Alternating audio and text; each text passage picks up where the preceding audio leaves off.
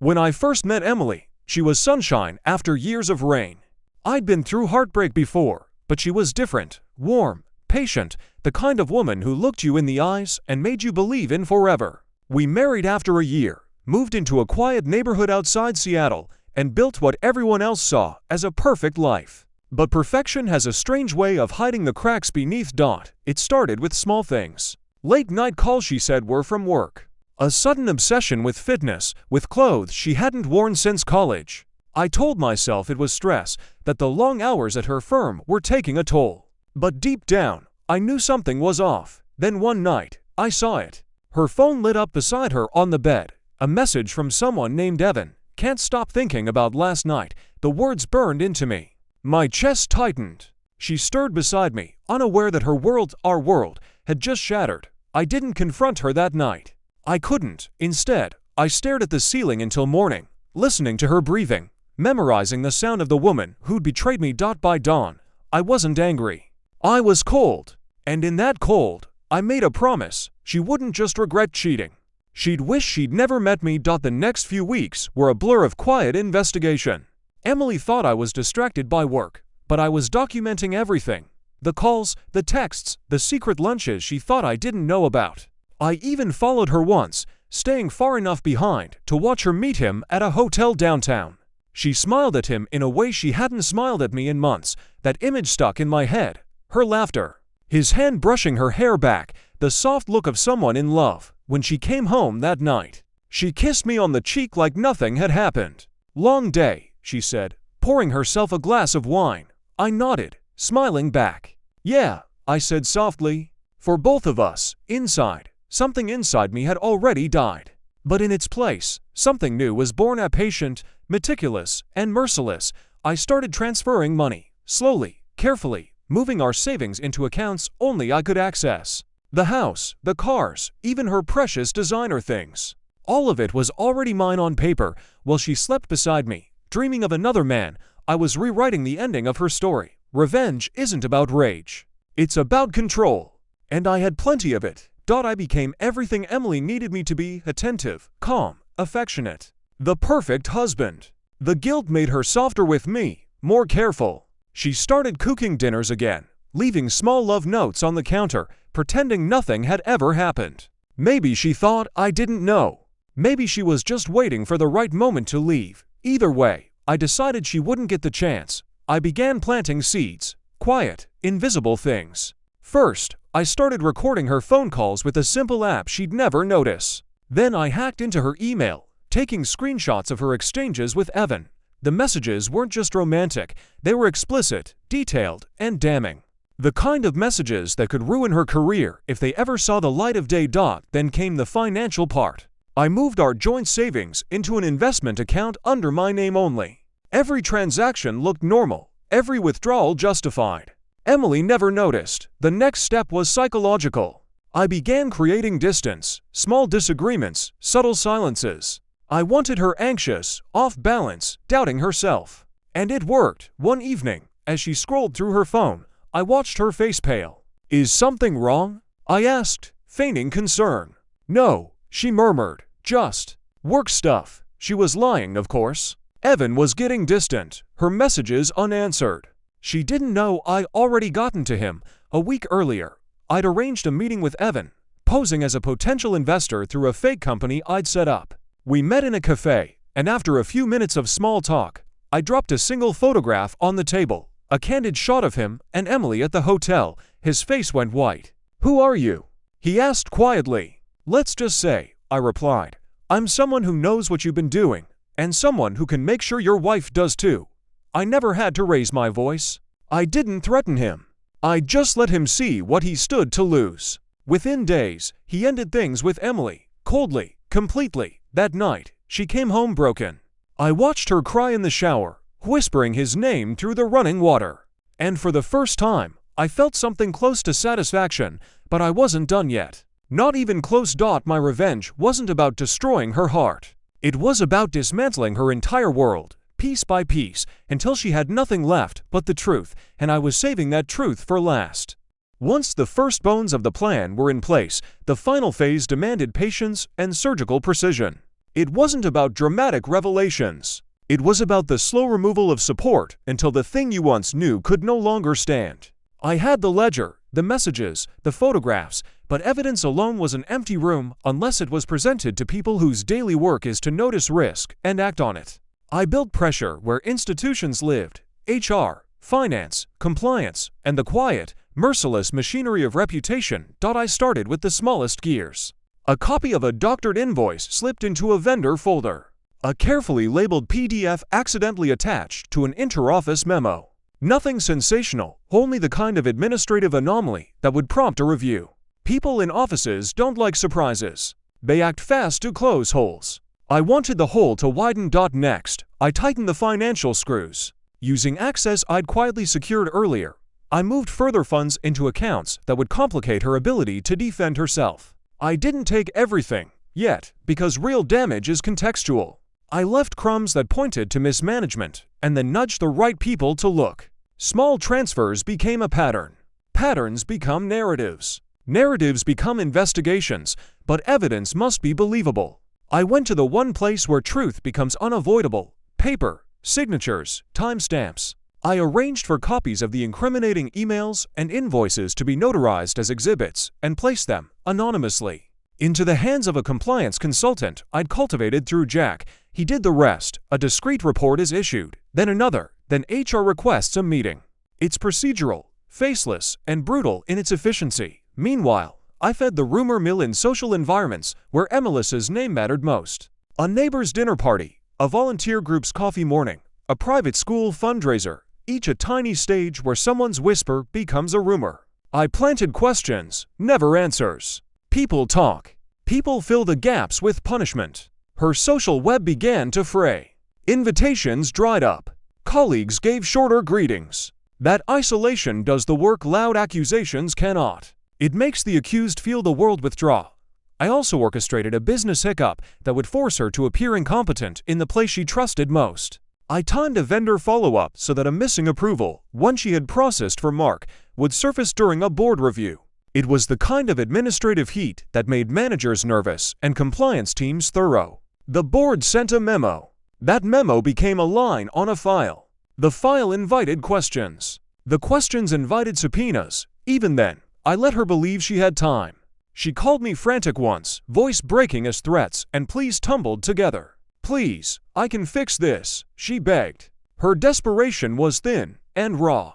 For a moment, the memory of our early years flickered at the edge of me. The late-night talks, the small, stupid jokes, the way she used to fall asleep on my shoulder. Then I remembered the look she gave him in the hotel lobby, effortless, certain, and I let that memory carry me past pity. When the formal investigation turned into a corporate audit, she finally felt the full weight. Her computer was taken for imaging.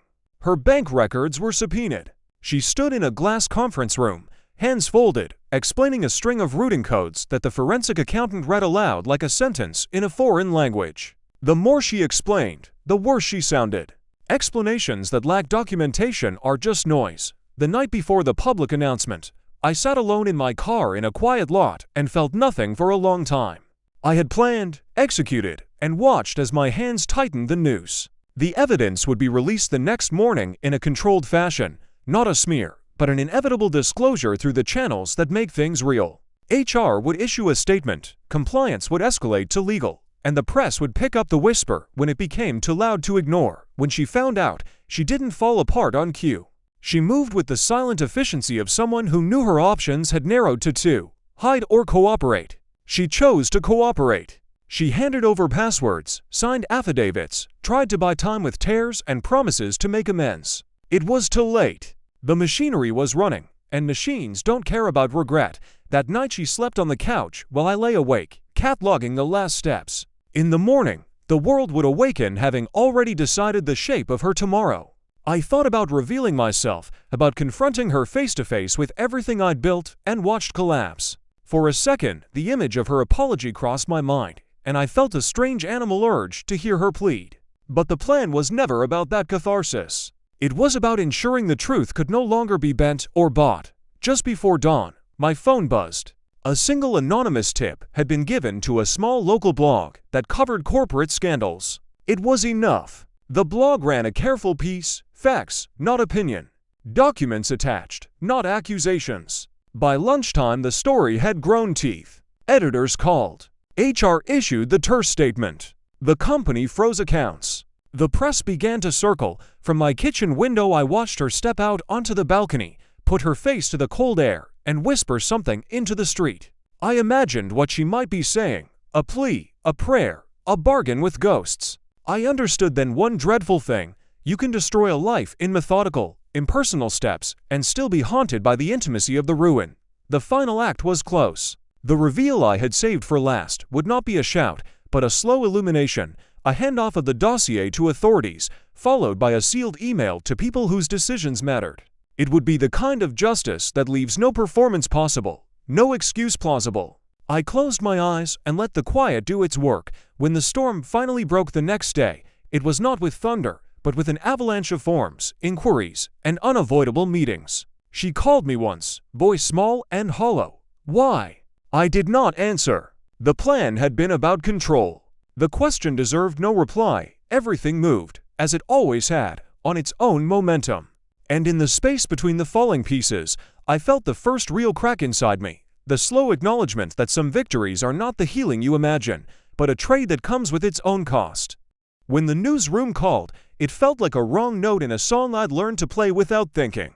They wanted confirmation, quotes, context. I gave them nothing, only the quiet voice of someone who had spent months fitting the pieces together and had finally decided to let the world finish the sentence. By noon, the headline went live. Senior staff under investigation for financial irregularities. The piece linked to the blog post, which linked to the anonymous packet. It was clinical and precise, a cascade of evidence presented in a way that left little room for sympathetic reading.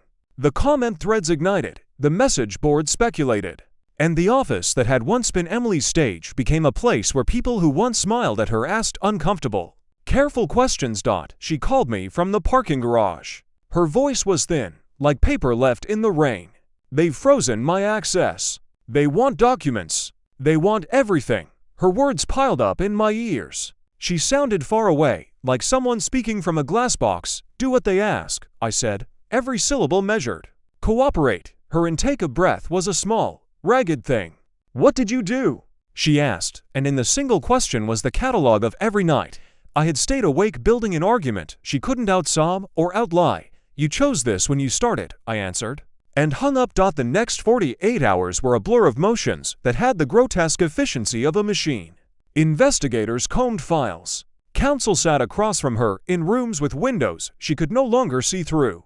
HR made a statement that used words like breach, non-compliance, and ongoing review. Colleagues avoided her in hallways. Their expressions the polite cruelty of people who want distance from trouble. She lost more than a job that week. The first dinner invitation she received after the story ran was a terse RSVP. Can't make it. Her closest friends stopped answering texts. The parents who'd once asked about hours at school functions found reasons to be busy. Reputation has a currency that devalues faster than anything else, and once spent, it doesn't come back. The legal notices came next, crisp envelopes that landed on our mat like small verdicts.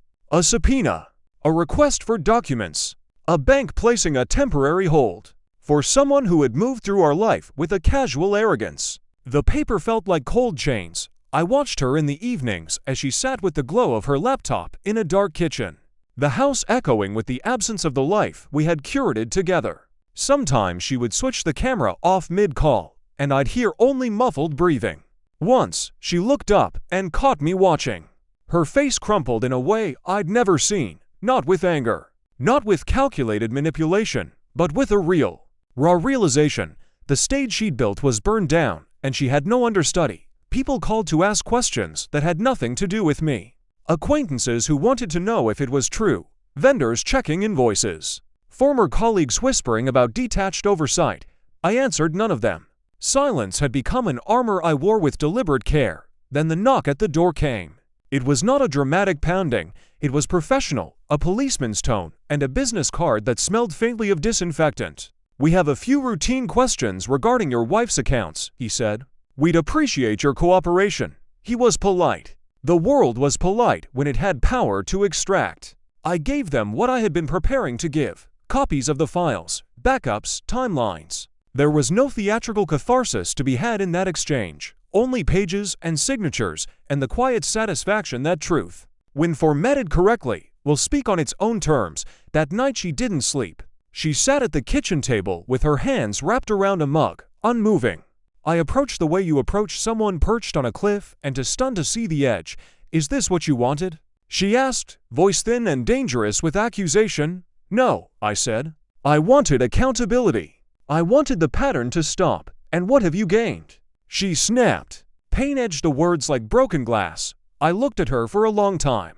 I thought of the months spent laying traps so meticulous that even my own fingerprints had been wiped clean. I felt the quiet ache that had replaced the hot flare of anger, a slow, grinding emptiness that revenge fills like a wound filled with salt. "Something," I said finally, "truthless and true. The chance to not be taken apart in the dark anymore." She laughed, a sound small and shattered. "And what will you do when there's nothing left to take apart?" I didn't have a good answer for that. The plan had a finish line. I had not considered what lay beyond. The house grew colder, the rooms more cavernous, and the dossier on the table seemed suddenly heavier, not because it contained more evidence, but because it contained fewer reasons to go on. Outside, a neighbor's child raced down the sidewalk, carefree. Inside, a marriage lay in pieces that paperwork could catalog but not mend. The next morning, Emily left with a small suitcase, and eyes like someone who had watched a performance from the wings and finally realized she was the character everyone else had been discussing. I stood by the doorway and watched her go. For once, I felt no triumph, only a strange, thin clarity. The reckoning had arrived. The fallout would spread and people would pick sides, and life would continue with its small relentless cruelty. There was one last move left, one that would close the circle I had opened months ago. It would be the reveal that explained everything and, perhaps, reveal what I had become in the process. I folded the dossier shut and put it back in the safe. The final act was coming. I had imagined the final act in 1,000 different ways: a scream, a confession, a public humiliation that would make the world watch as the woman who betrayed me crumbled. I pictured satisfying moments, friends turning away, the man who'd loved her reduced to a rumor, the cheers of some private jury inside my head. But when the final day arrived, there was no audience. There were only offices with fluorescent lights, a legal team that moved like clockwork, and the quiet hum of computers dutifully printing what I had long ago catalogued. The world wasn't dramatic about justice. It was meticulous. It preferred facts in a binder to the sound of heartbreak at the dinner table. I sat in my car in the parking lot while investigators sorted through stacks of documents. My hands were steady. The folder in my glove compartment, the one that had once sent me down a road I could not imagine, felt lighter than it had the first night I opened it. Maybe the edges of the paper had softened, or maybe I had. Either way, something about having finished it felt like the end of a season. The winter of that marriage. The book closed. They called me in that afternoon. I walked into an unremarkable conference room and sat opposite a woman with a reputation for taking the long view. She asked questions about timelines. She asked about access and motives. I answered. I did not relish the telling. I had rehearsed my lines in countless nights of insomnia, but my voice was flat, almost bored, the cold instrument I had become when the legal inquiries concluded and the corporate statements were made public. The world reacted precisely the way I had expected. There was sorrow, there was outrage, and there was a small, ruthless media curiosity. Emily's career was over. Evan's name was a shadow. People I once knew said things they thought were compassionate but sounded like verdicts. The house felt too large for a single heartbeat to echo in. She called me once after it all. A single call, the line thin and trembling. "Why?" she asked. "The syllable a raw thing?" "Because you taught me how," I said, she sobbed. Not the performative kind, but the real heaving grief of someone who'd lost not only the world she'd built, but the version of herself that had lived inside lies. I felt something, not triumph, not the warm glow people imagine when they get even. Instead, I felt the strain of a wire pulled too tight until it snapped and left a ringing in the air. In the weeks that followed, the expected consequences unfolded. There were depositions, small headlines, the kind of legalese that strips any poetry from a life. Still, the most private and piercing consequence was quieter than any headline: the death of possibility. The future I had imagined with her, Ordinary, peaceful, flawed, but ours was gone. Cut by actions neither of us could fully explain beyond a human hunger for something forbidden. One night, months later, I returned to the empty house to collect what I had planned to keep. The living room looked the same, but the light through the curtains felt foreign. On the mantel, beside the framed photograph of simpler days, I found an envelope. My name was on it, written in a hand I knew better than my own. Inside, a single sheet of paper and a small photograph, not of Emily or of Evan, but of me. The photograph showed me at a cafe the week before everything went public, a cup of coffee, papers spread across the table, my face angled down in concentration. On the sheet, in neat, painful handwriting, she had written, "You made me stop being afraid. I thought I could become anyone. I didn't mean for anyone to die. But you did this too, for reasons you think are justice. I don't forgive you. I don't hate you. I am gone." The note should have been enraging. It should have wound me back into the old calculations. Instead, I folded it slowly and placed it back into the envelope as if returning something borrowed.